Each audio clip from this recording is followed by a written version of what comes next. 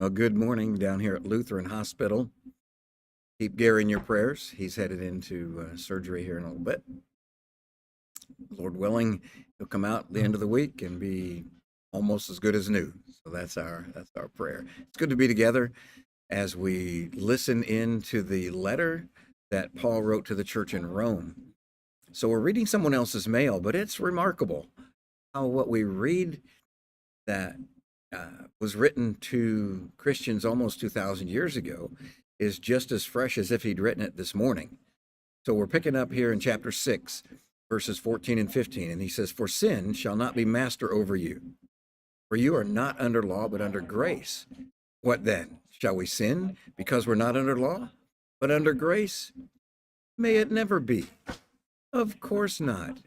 And as he's saying that, we are under grace, but not in order to sin. He says, sin shall not be master over you. Kind of reminds me of what God said to Cain when he was so angry with his brother Abel.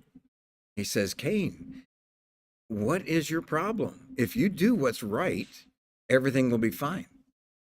But if you continue in this rebellious, self-centered attitude, you're going to be in serious trouble. He said, sin is crouching at the door and its desire is for you, but you must master it. Don't let sin be the master over you. You can master it.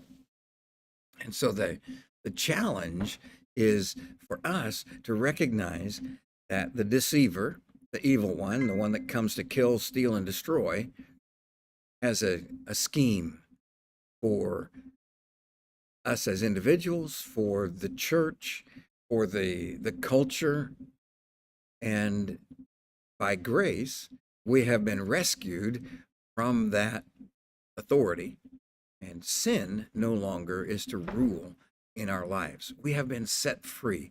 We've been set free not to sin. This grace is not a license to sin, but it is a freedom to be holy. With the grace of God, we have the power and the identity of Christ that is ours.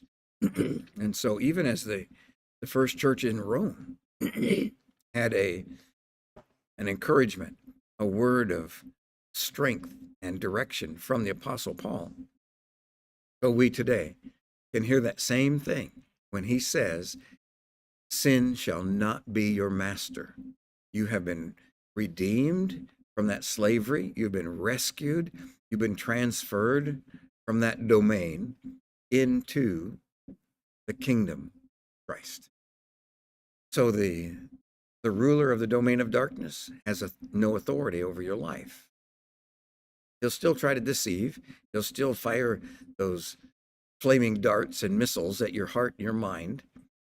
But your shield of faith is a powerful gift by God's grace to quench all the flaming missiles of the evil one. He does not have authority in your life. Sin does not rule in your life. Therefore, listen again to what he said here. We are not under law, but we are under grace. That does not give us a license to sin, but it does give us the freedom to live holy, godly lives. Jesus has called us to be like him. God said, you be holy because I am holy. Well, I can't do that without his power. You cannot do that without his power. But with his power, we can. And he has given us his grace because he loves us. So be reminded again today. I like this big heart right behind me. We're celebrating Valentine's Day this week, the day after tomorrow. And sweethearts and friends and anybody that has affection for somebody else, we really enjoy that. The love of God is including that affection, but it's much, much more.